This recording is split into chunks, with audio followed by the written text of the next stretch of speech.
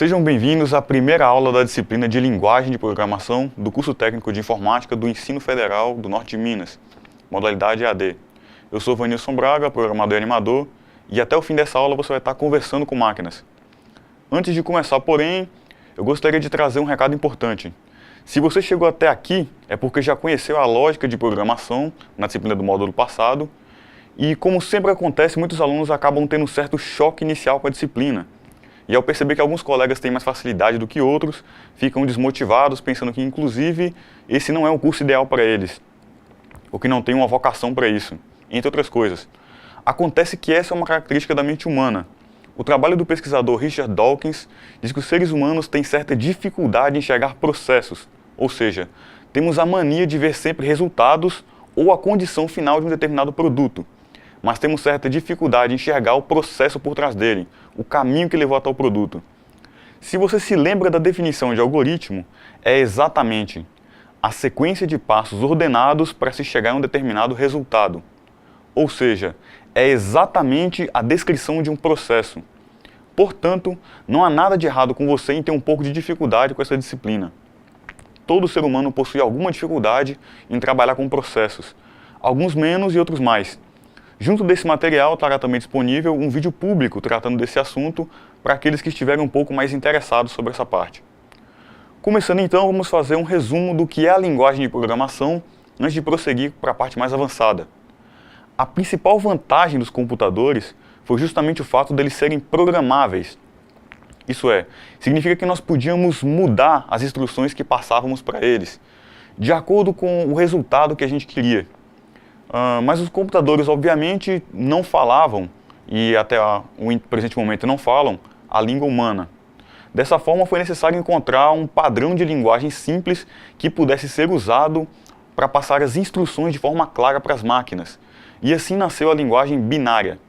Ela tem esse nome porque, diferentemente do nosso alfabeto, que tem vários valores expressos por letras, símbolos e números, inclusive o nosso sistema numérico, que tem 10 algarismos, ela só possui dois valores, o valor verdadeiro e o valor falso. Na computação nós expressamos pelos números 1 e 0. Dessa forma, o número 12, por exemplo, poderia ser usado na linguagem normal que nós usamos, nos algarismos de 0 a 9, com o número 1 e o número 2. Nos algarismos romanos, a gente representaria por x e 2is. No sistema binário, seria 1100. Se você acha estranho representar números e letras usando sistemas com apenas dois valores, lembre-se do famoso código Morse, que faz exatamente a mesma coisa. Por sua simplicidade, a linguagem binária permitiu então que computadores fossem programáveis, o que foi uma verdadeira revolução. Mas, infelizmente, era muito dificultoso para os seres humanos programar uma linguagem binária, e logo, outras linguagens foram desenvolvidas para fazer uma ponte entre o homem e a máquina e o computador. Assim surgiram então as linguagens de computação de alto nível, que eram muito mais acessíveis para os seres humanos e de certa forma um pouco mais complicada para as máquinas compreenderem. Dentre elas nós temos a linguagem C, a Java, C++, Pascal, Lua e várias outras. Os compiladores são programas especiais que conseguem ler os comandos dessas linguagens de programação e os transformam em comandos em informações de linguagem binária, para que o computador consiga executar essas ações e representar aquilo que os humanos querem. A linguagem C em si foi criada na década de 70 por Dennis Ritchie, a partir de outras linguagens, e ela ficou famosa pela sua versatilidade e serviu de base para que várias outras linguagens fossem usadas hoje em dia. É muito provável que os programas que você esteja usando nesse exato momento em seu computador tenham sido feitos a partir da linguagem C, ou em uma linguagem derivada dela, como por exemplo a C++. O processo para se gerar um programa a partir de um código-fonte segue o seguinte padrão.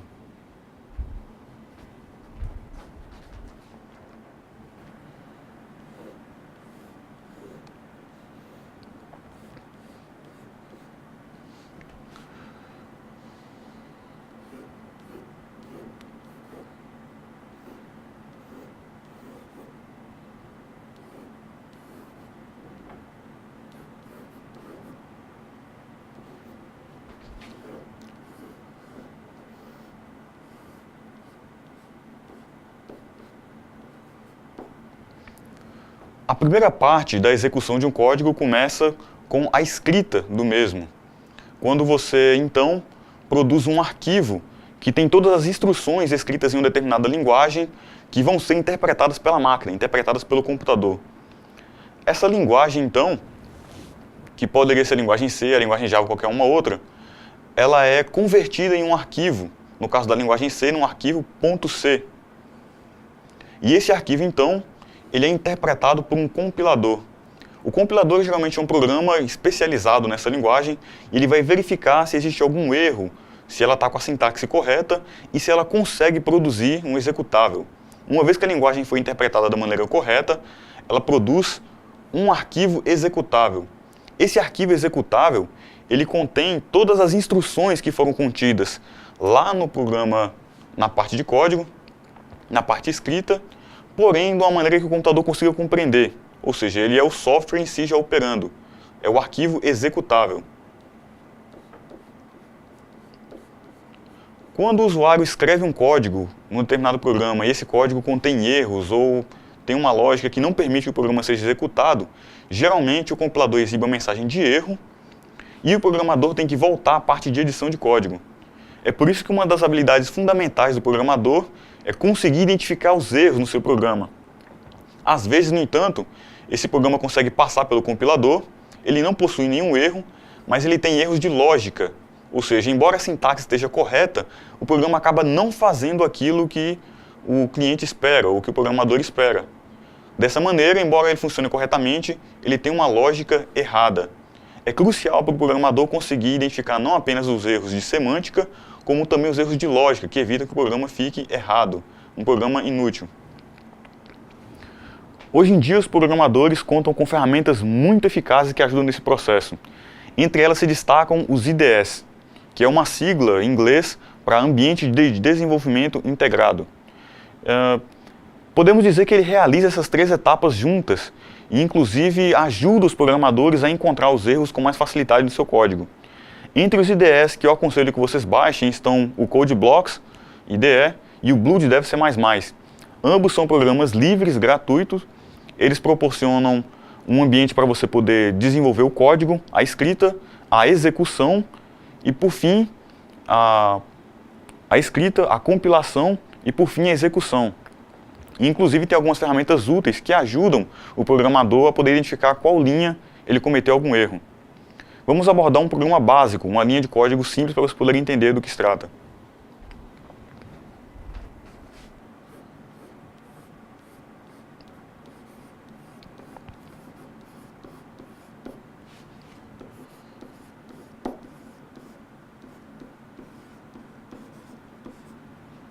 Isso.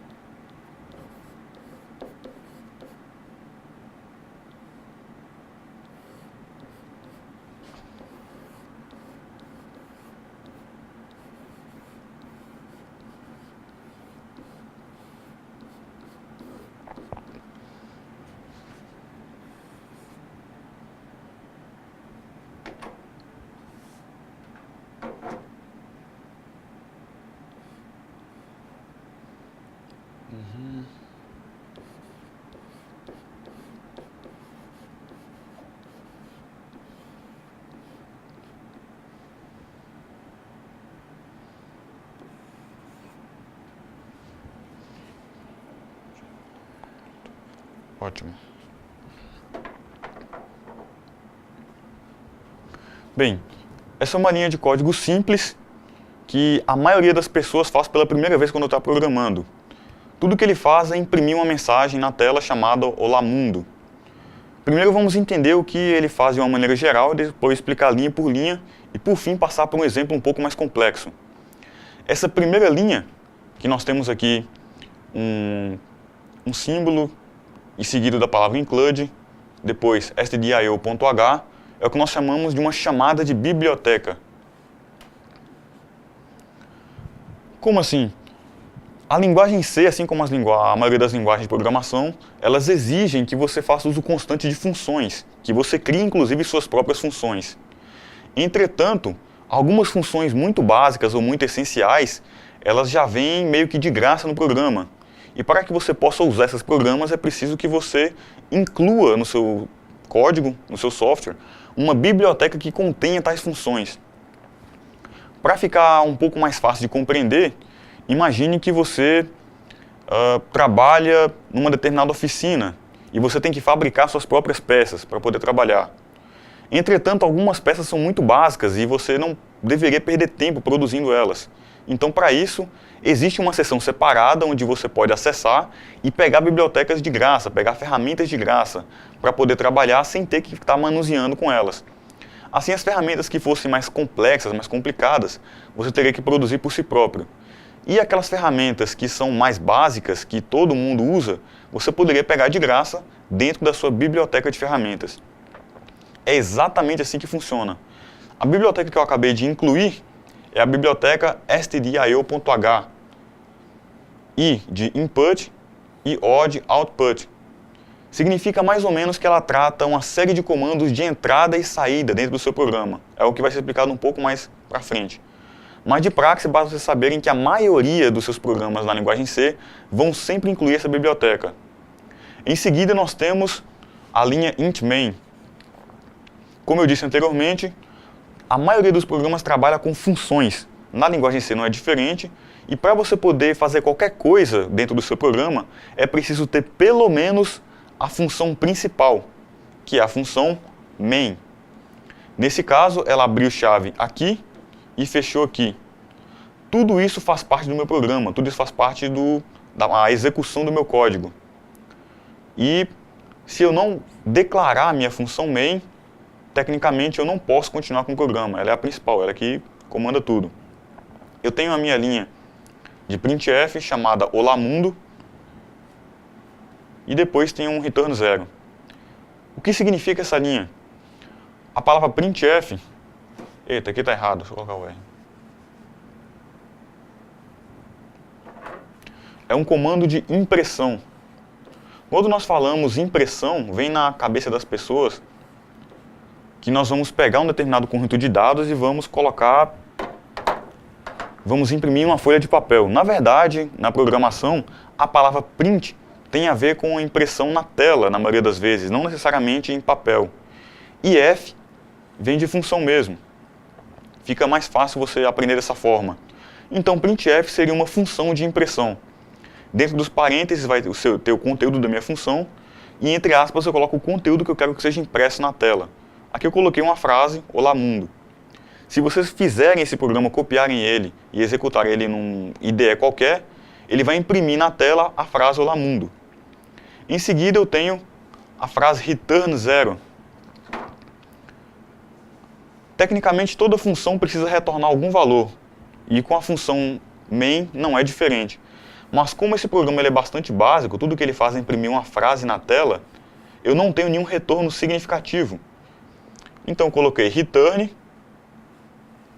e o número 0, indicando que o meu programa acabou, que eu não tenho mais nada para poder fazer com ele. Vou colocar correto aqui, return 0. Geralmente quando a gente escreve um programa no quadro, no papel, nós costumamos cortar os zeros para poder diferenciar da letra O. Entretanto, no computador basta você saber que é um zero comum. Outra coisa importante a observar é que no final de toda linha sempre tem um ponto e vírgula. Eu não coloquei ponto e vírgula nas chaves, porque elas fazem justamente o ponto de abertura e fechamento da função main. Entretanto, todos os outros pontos, se repararem, as duas linhas do código dentro do int main têm um ponto e vírgula. Na apostila de vocês tem algumas funções um pouco mais complexas e é aconselhável que vocês façam para poder ter um conhecimento melhor e até praticar um pouco sobre isso. Agora uma função um pouco mais complicada.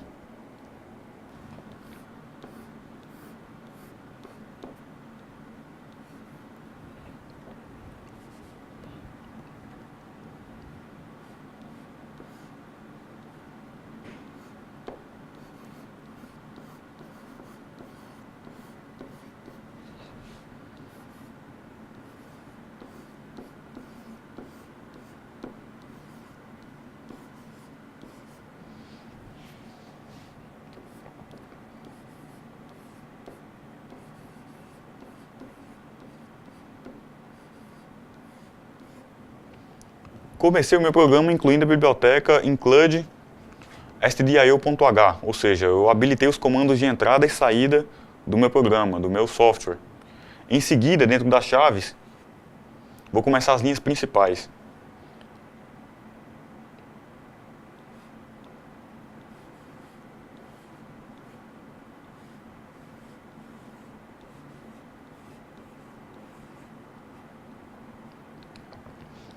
Nessa linha eu acabei de declarar uma variável.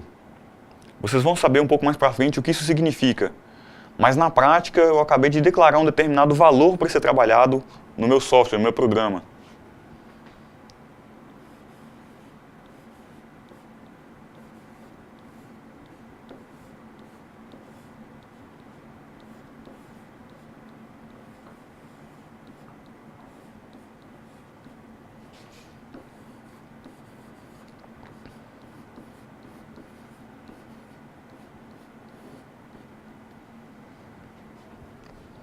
Na próxima etapa, na linha seguinte, eu usei um comando de impressão, o printf, e dentro dele eu coloquei a seguinte frase: digite um valor.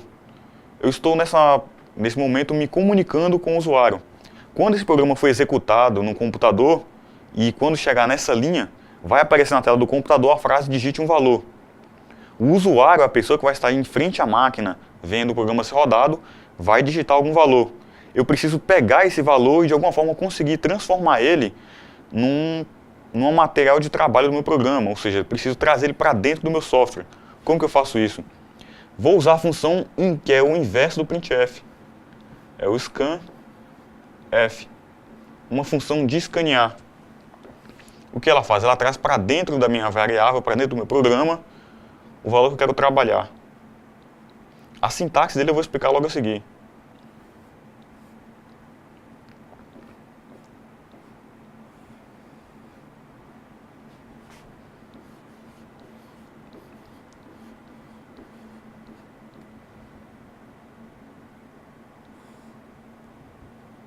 Ótimo.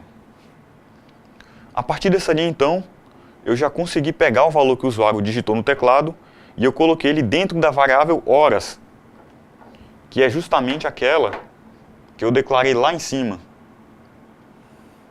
Mais à frente eu vou explicar o que uma variável faz. Em seguida,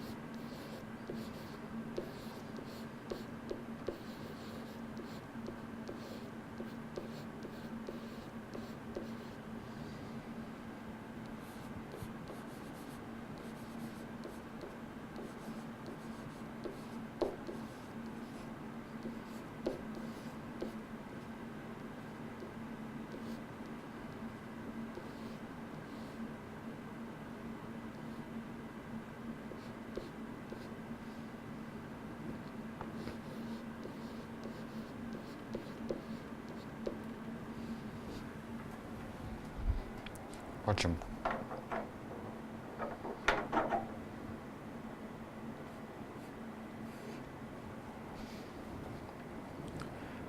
Na linha seguinte, eu acabei de realizar uma certa operação com o valor que foi digitado pelo usuário. Quando eu comecei o meu programa, que eu declarei a variável horas, ela estava vazia. A partir dessa linha, a minha variável horas recebeu o conteúdo que ela acabou de receber do usuário nessa linha, eu não sei qual valor o usuário digitou, multiplicado por 60. Vamos supor que a pessoa tenha digitado o valor 2. Printf, ou seja, um comando de impressão. O valor digitado em minutos foi, ou corresponde a, e nessa linha eu vou imprimir então a quantidade de horas convertida para minutos. Se o usuário tiver digitado 2, 2 vezes 60 dá 120. Então eu tenho 120 minutos. e por aí vai. Agora que você entendeu de maneira geral e ampla como esse programa funciona, vamos explicar linha por linha. Lembrando que logo abaixo, não coube aqui no quadro, mas nós temos as funções return 0 para finalizar o programa e fechar a chave do int main, claro. Mas continuando.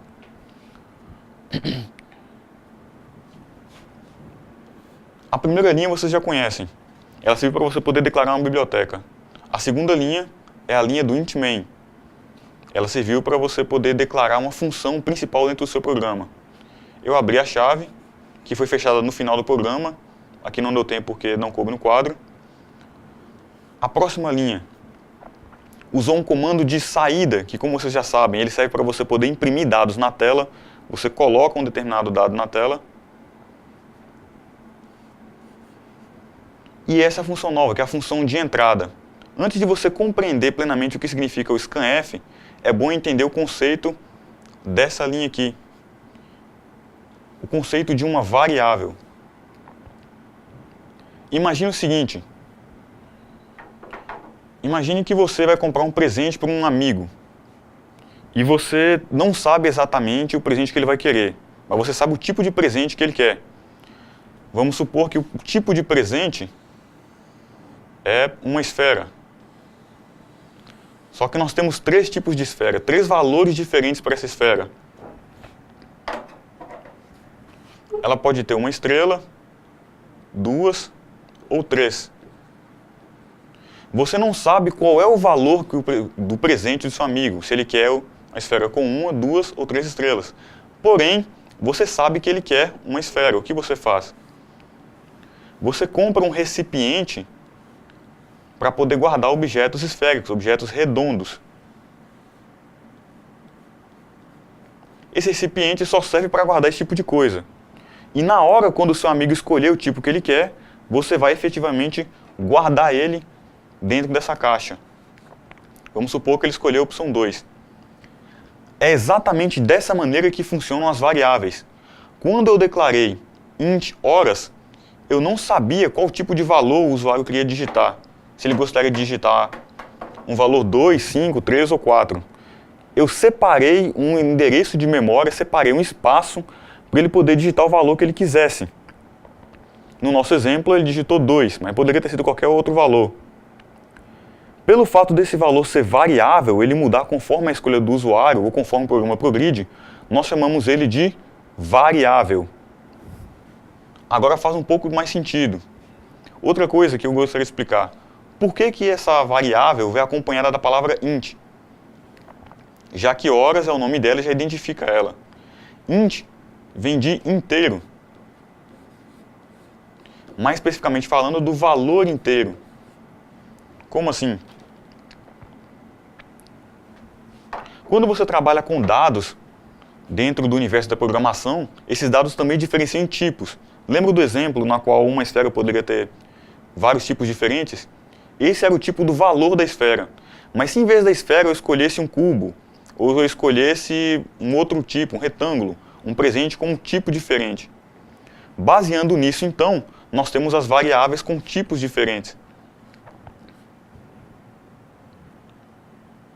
Uma variável, por exemplo, do tipo inteiro, como vocês viram, devem ter percebido no módulo anterior, ela é capaz de armazenar apenas valores que sejam inteiros, ou seja, maiores ou menores que zero e que não sejam fracionados, não sejam quebrados. Na linguagem C, nós declaramos ela colocando a abreviação int, de integer. Quando queremos trabalhar com um valor que seja do tipo fracionário, ou seja, ele tem um ponto flutuante, 4,2, 2,5, 34,9 ou coisa do tipo, nós usamos um tipo de variável chamado float.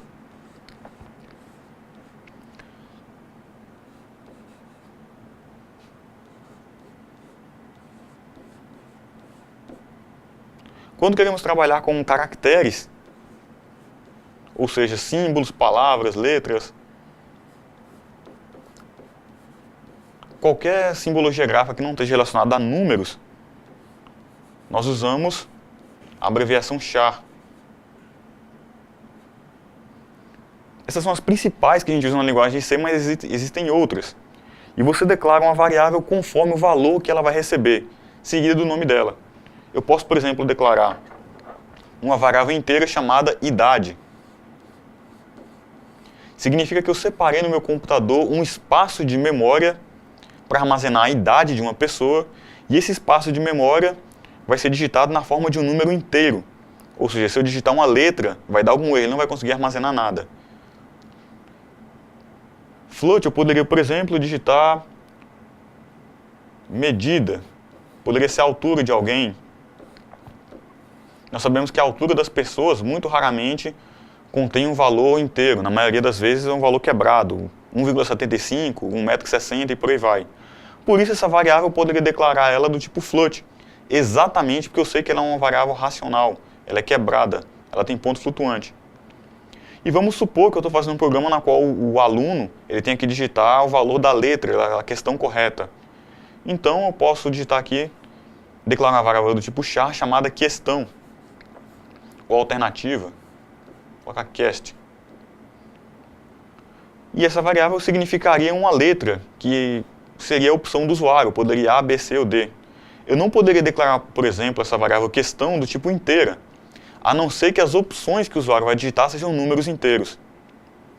Acredito que deu para dar uma diferenciada entre os tipos de variáveis e a função que elas têm dentro do algoritmo, dentro do código. Depende do que o usuário estiver trabalhando.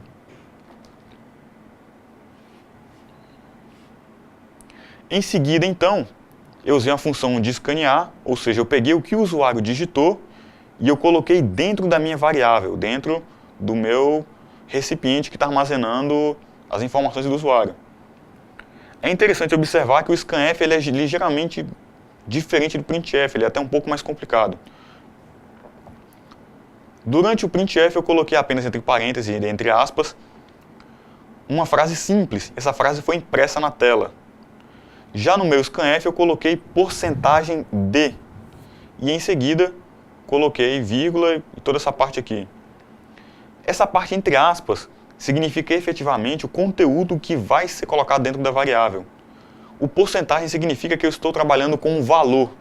Ou seja, toda vez que você estiver trabalhando dentro de um printf ou um scanf e você colocar o símbolo de porcentagem, o programa automaticamente vai compreender que você está trabalhando com um valor e não necessariamente com um símbolo de porcentagem.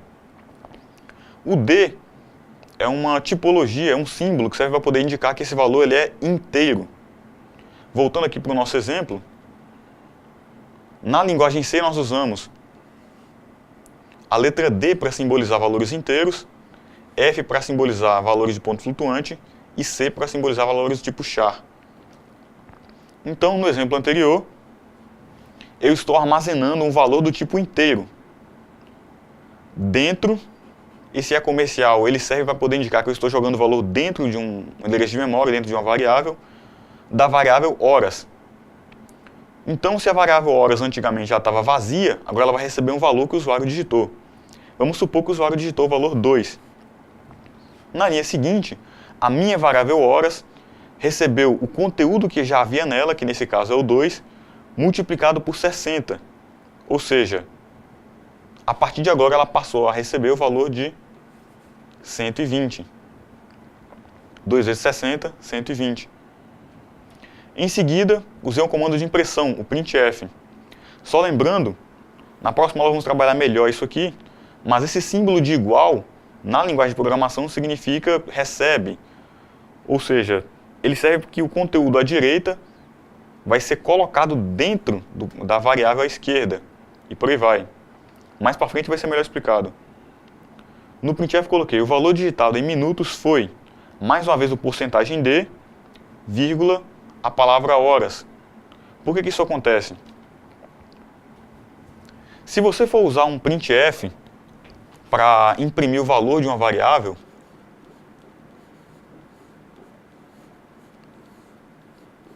vamos colocar nesse caso a variável horas aqui novamente.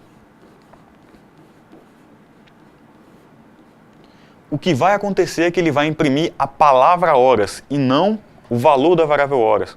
Para que você consiga imprimir o valor contido na variável horas, é preciso fazer uso da seguinte expressão. No lugar de colocar o nome da variável, você coloca porcentagem. Lembre que porcentagem, na linguagem C, indica um determinado valor. E aí você coloca, então, o tipo de valor que você quer imprimir. Nesse caso, é um valor inteiro. E só então, depois de fechar as aspas, você coloca a vírgula e coloca o nome da variável. Nesse caso é horas.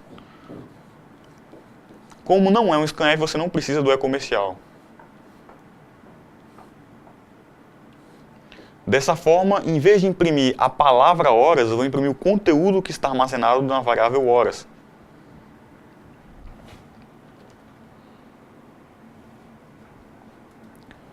O valor digitado em minutos foi, nesse caso eu vou imprimir um determinado valor do tipo inteiro que está armazenado na variável horas. E é o que vai aparecer na tela.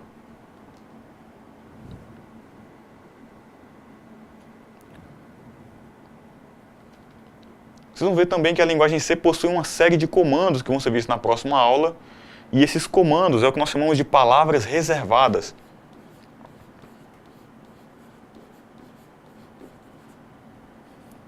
As palavras reservadas são determinadas palavras que, se forem usadas dentro do seu programa, elas automaticamente vão chamar a função. Elas vão executar alguma coisa. É por isso, por exemplo, que toda vez que você usar o porcentagem, o programa automaticamente vai indicar, ele vai perceber que você está trabalhando com algum tipo de valor. E você define se é um valor do tipo inteiro, se é um valor do tipo ponto flutuante, se é um valor do tipo char, entre outros. Toda vez que você usar a palavra int, o programa automaticamente vai perceber, ele vai compreender que você está trabalhando com a declaração de uma variável. Em seguida, você pode colocar o nome dessa variável. Se você usar a palavra float, é um ponto flutuante. Significa que você está declarando, trabalhando com uma variável do tipo float. Se você for trabalhar com char, escrever a palavra char, automaticamente o programa vai compreender que você está trabalhando com a declaração de caracteres. Lembrando que no printf, tudo aquilo que você coloca entre as aspas vai ser o conteúdo que vai ser impresso na tela, independentemente do que seja escrito. É por isso que é importante você usar a técnica da porcentagem para poder diferenciar nomes de variáveis do conteúdo da variável em si. E basicamente é isso. Fazendo então um recapitulamento rápido da primeira aula, vocês lembraram de alguns conceitos importantes sobre linguagem de programação. Viram a introdução da linguagem C e aprenderam alguns dos seus fundamentos mais importantes, como, por exemplo, conceitos de bibliotecas, variáveis, comandos de entrada e saída, palavras reservadas e tipos de dados. No caderno da disciplina que vocês têm nesse momento, tem um resumo da matéria, tem algumas questões para vocês poderem trabalhar e o mais importante, é extremamente aconselhável que vocês façam os exercícios, não só para poder se habituar ao conteúdo, como também para praticar. Nos exercícios tem algumas questões parecidas com o que eu apresentei aqui e outras um pouco mais complexas, outras um pouco mais fáceis, mas o importante mesmo é não deixar de fazer. Outra coisa importante é que vocês não devem deixar de acessar o fórum, a parte virtual da disciplina, da matéria. Lá vocês podem tirar dúvidas com os professores à distância, os professores coordenadores, e nos polos presenciais também podem tirar dúvidas com o seu professor, o seu tutor mediador presencial. No mais, eu acho que é isso. Estejam livres para poder fazer qualquer pergunta e atentos às próximas atividades avaliativas que podem surgir. E é só isso e até mais.